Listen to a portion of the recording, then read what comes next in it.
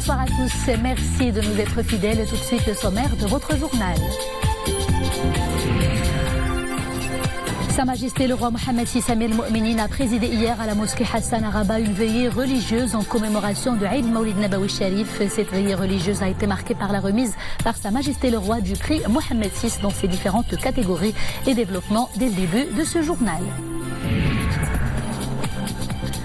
Son Altesse royale la princesse Lalla Hasna, présidente de la fondation Mohammed VI pour la protection de l'environnement, a reçu ce mardi à Tokyo le ministre japonais de l'éducation, de la culture, des sports, des sciences et de la technologie.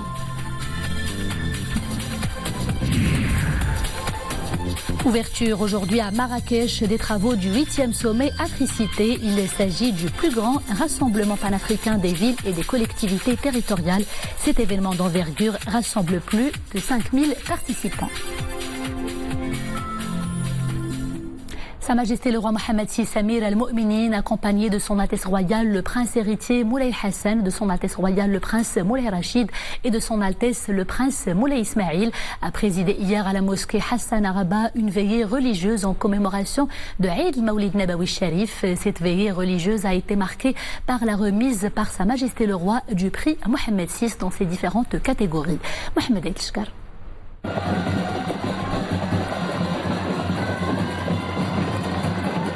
Mosquée Hassan à Rabat où Sa Majesté le roi Mohammed VI, Amir al-Mu'minin, accompagné de son Altesse royale le prince héritier Moulay Hassan, de son Altesse royale le prince Moulay Rachid et de son Altesse le prince Moulay Ismail, a présidé la veillée religieuse en commémoration de Eid Mawlid Nabawi Sharif.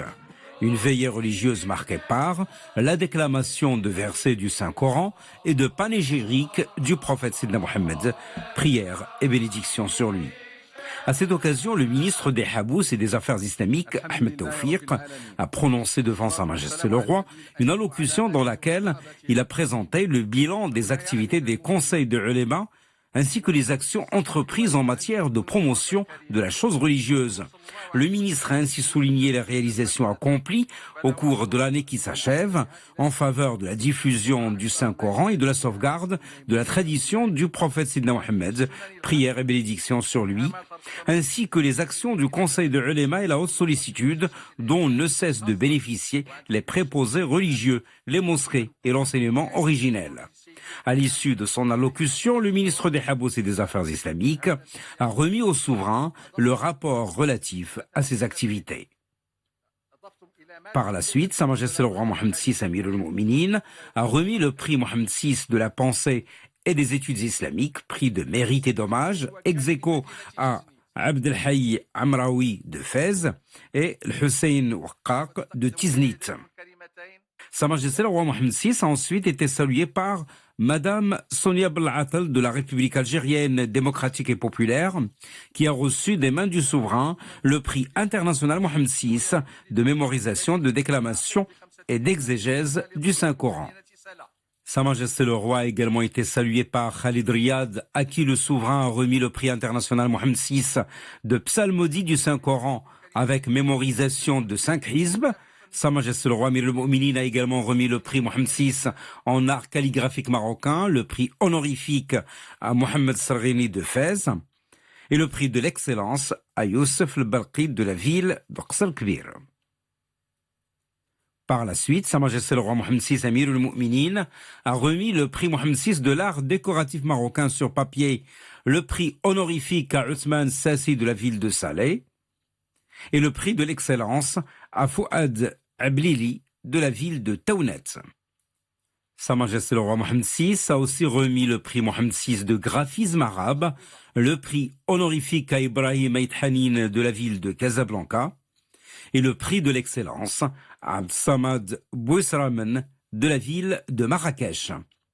Par la même occasion, Sa Majesté le roi Mohammed VI Amir al-Mu'minin a été salué par les membres du jury du prix Mohammed VI de la pensée et des études islamiques. La célébration de cette veillée religieuse par Sa Majesté le roi Mohammed VI Amir al-Mu'minin s'inscrit dans la tradition observée par ses illustres ancêtres qui ont constamment veillé à commémorer l'anniversaire de la venue au monde du messager de la miséricorde, leur ancêtre le prophète Sidna Mohammed, que la prière et la paix soient sur lui. Un anniversaire qui marque l'éclosion des lumières de la guidance pour l'humanité tout entière, grâce au message porté par le sceau des prophètes pour répandre les hautes vertus et les valeurs de justice et recommander les bonnes actions pour que l'ensemble des humains vivent dans la paix et l'entente.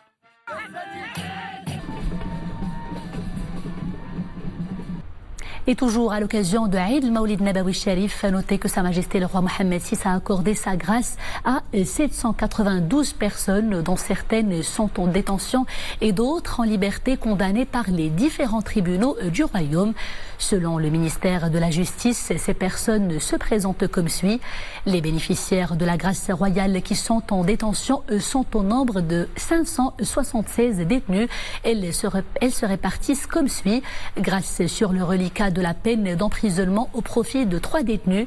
Remise de la peine d'emprisonnement ou de réclusion au profit de 563 détenus. Commutation de la peine perpétuelle en peine à temps au profit de 9 détenus. Commutation de la peine de mort à la peine perpétuelle au profit d'un détenu. Les bénéficiaires de la grâce royale qui sont en liberté sont au nombre de 216 personnes. Elles se répartissent comme suit. Grâce sur la peine d'emprisonnement ou son reliquat au profit de 56 personnes. Grâce sur la peine d'emprisonnement avec maintien de l'amende au profit de 7 personnes. Grâce sur les peines d'emprisonnement et d'amende au profit de 11 personnes. Grâce sur la peine d'amende au profit de 142 personnes. Son Altesse royale, la princesse Lalla Hasna, présidente de la fondation Mohammed VI pour la protection de l'environnement, a reçu ce mardi à Tokyo le ministre japonais de l'éducation, de la culture, des sports et des sciences et des technologies, M. Musahiko Shibayama. Son Altesse royale, la princesse Lalla Hasna, a examiné avec le ministre japonais les moyens de la coopération pour renforcer la coopération et développer des outils pédagogiques en faveur des élèves marocains, comme des applications informatiques et des jeux. Cette coopération s'appuiera du côté marocain sur le programme Génie adopté par le ministère de tutelle. Elle prévoit également des jumelages entre les écoles marocaines et leurs homologues japonaises et la mise en place d'un programme d'échange d'élèves et d'encadrants également. À présent, les hauteurs de pluie relevées en millimètres pendant ces dernières heures par la direction de la météorologie nationale. Il est tombé 41 mm à Tanger, 34 à l'Alayesh, 28 à Chaouen, 26 mm ont été enregistrés à Essaouira, 17 à Mohamedia, 14 à El Jadida, 13 à Kaza Anfa, 12 à Ait Melloul, 10 à Ifren, 8 à Rabat et Safi. Notez 6 mm pour Stade et Tantan, 4 pour Ben Slimane, 3 pour Noissar, Fez, Taza, Sidi Ifni, 2 pour Tétouan, Marrakech et Agadir et Taroudan également. Et enfin, 1 mm a été enregistré à Meknès et Khouribga. Ouverture aujourd'hui à Marrakech des travaux du 8e sommet Africité. Il s'agit du plus grand rassemblement panafricain des villes et des collectivités territoriales. Cet événement d'envergure placé sous le haut patronage de Sa Majesté le roi Mohammed VI réunit 5000 participants, dont des acteurs de la vie locale, du continent et des partenaires des 4 coins du monde. C'est un reportage d'Amina Allam et de Mouatassim Billah Bouazaoui sur un récit d'Iman Ablou. 100 000 participants, dont une bonne partie d'élus et d'opérateurs économiques publics et privés, réunis au plus grand rassemblement panafricain des villes et collectivités territoriales à Marrakech. Cette fois-ci, la transition vers des villes et des territoires durables est au cœur des débats. Africité est en quête d'un nouvel élan au développement et à l'intégration du continent, et cela repose en grande partie sur le partage d'expériences. Les différentes allocutions à l'occasion de la séance solennelle d'ouverture qui ont rappelé la place fondamentale des élus locaux dans le devenir des territoires africains. Et nous pensons que Africité, c'est le creuset où toutes ces volontés, toutes ces énergies, toutes ces expériences devraient être fédérées. Nous avons en ce moment un grand projet, le Grand Lokwe, qui est une agglomération qui regroupe 5 communes et qui a beaucoup de projets durables, autant sur le logement que sur l'écotourisme avec Danvier, qui est la seule cité lacustre.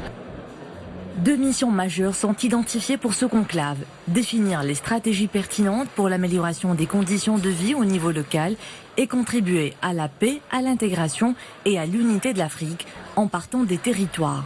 Des réflexions sont déclenchées, certaines prennent déjà forme. À Dakar, le chef de l'État a décidé de créer de nouvelles villes, notamment la ville de Diamniadio qui est à 25 à 30 km de la ville de Dakar et la ville de Lac Rose qui est un peu au nord. Nous avons décidé de faire cela, d'aménager cette ville. C'est dans l'optique de décongestionner Dakar. La 8e édition place aussi l'élément humain au centre de toutes les politiques des villes. Ici, l'INDH inspire plus d'un en la matière. Nous sommes ici pour partager avec nos frères africains l'expérience pilote de l'INDH, qui est aujourd'hui une expérience réussie, une des plus réputées dans le monde. Et le développement, il y en aura beaucoup question tout au long de ces 4 jours. L'enjeu est de taille. Le continent deviendra le foyer humain le plus important au monde dans moins d'une génération. Après la mise en orbite du satellite Mohamed 6A, le lancement du satellite Mohamed 6B est attendu dans 8 heures environ à 2h42 du Maroc au centre spatial en Guyane française. Le satellite sera placé sur la même orbite que le premier dispositif, soit à près de 700 km au-dessus de la Terre. Les préparatifs vont bon train pour lancer ce second satellite marocain comme le premier satellite Mohamed 6B. Il devrait servir entre autres à la gestion des ressources forestières et de prospection des eaux, à la prévention et la gestion des catastrophes naturelles, mais également à l'observation et la gestion de l'expansion urbanistique. Également dans l'actualité nationale, notez que l'ONCF organise du 26 au 28 de ce mois-ci des voyages découvertes à titre gracieux à bord du TGV Al-Borak au profit des citoyens.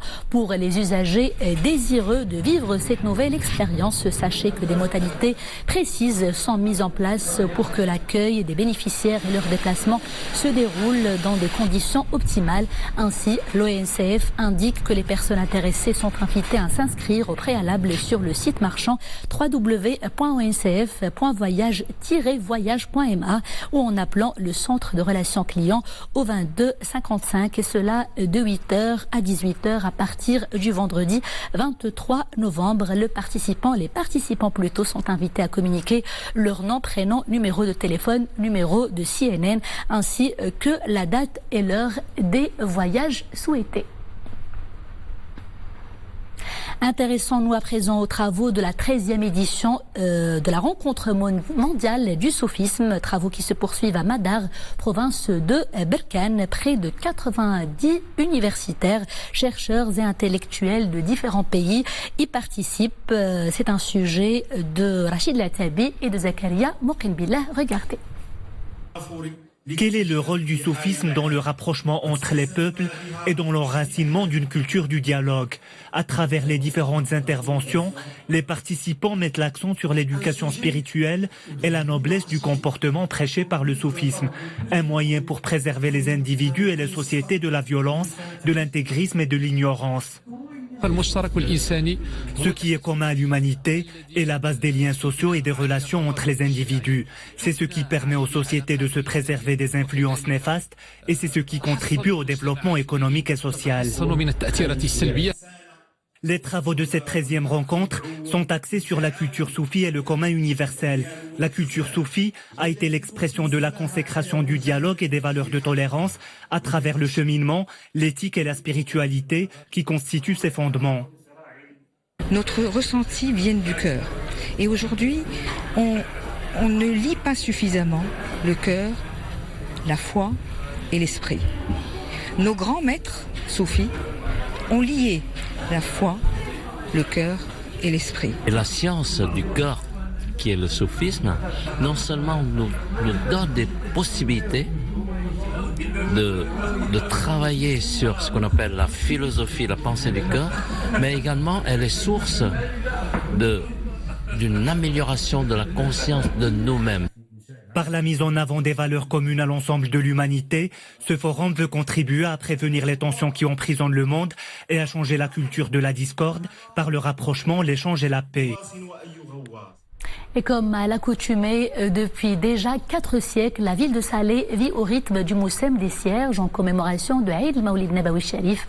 Les habitants de cette ville ancestrale ont ainsi ravivé hier cette tradition avec la procession des Cierges qui s'est déroulée entre la porte séculaire Babou Haja et le mausolée de Sidi Abdullah Ben Hassoun. C'est un sujet de Abdelrahim Ben Cheikhi sur un commentaire de Mounia Marouche. Des cierges aux couleurs du royaume pour une parade qui sillonne les principales artères de l'ancienne Médina de Salé. Des œuvres d'art confectionnées avec le plus grand soin pour célébrer la naissance du prophète Sidna Mohammed, que la paix et le salut soient sur lui. Une tradition ancestrale que les Slaouis perpétuent chaque année depuis 5 siècles. Cette année, cet événement festif est organisé sous le signe la communication civilisationnelle, une culture de la paix, avec l'objectif de promouvoir le dialogue, la compréhension et la tolérance entre les religions et les peuples. Cette tradition patrimoniale remonte au règne du sultan saoudien Ahmed al-Mansour Dahbi, très impressionné lors de son séjour à Istanbul par les festivités de Eid al-Mawlid Nabawi, particulièrement par la procession des cierges. Les habitants de Salé ressuscitent ce patrimoine culturel depuis 5 siècles pour promouvoir la culture de la tolérance et du vivre ensemble. C'est un rituel. La première procession des cierges a vu le jour sur la rive droite de Bourgrak en l'an 990 de l'Hégire. Depuis, ce moussem de Sidi Abdullah Ben Hassoun se tient chaque année. Une façon d'exprimer tout le respect et l'amour envers le sceau des prophètes. Et à l'occasion de Eid al-Mawlid Nabawi Sharif, la Société nationale de radiodiffusion et de télévision a l'insigne honneur de présenter à Sa Majesté le roi Mohammed VI Amir al-Mu'minin, que Dieu l'assiste, ses vœux les plus déférents de santé, de bonheur et de prospérité pour le peuple marocain sous la conduite éclairée du souverain. Et notez que cette édition a été avancée en raison du match amical qui opposera dans une quinzaine de minutes la sélection marocaine à son homologue tunisienne. Un match qui sera retransmis sur notre antenne et qui sera joué au stade Radès de Tunis. C'est ainsi que nous arrivons à la fin de ce journal. Merci de l'avoir suivi et à demain.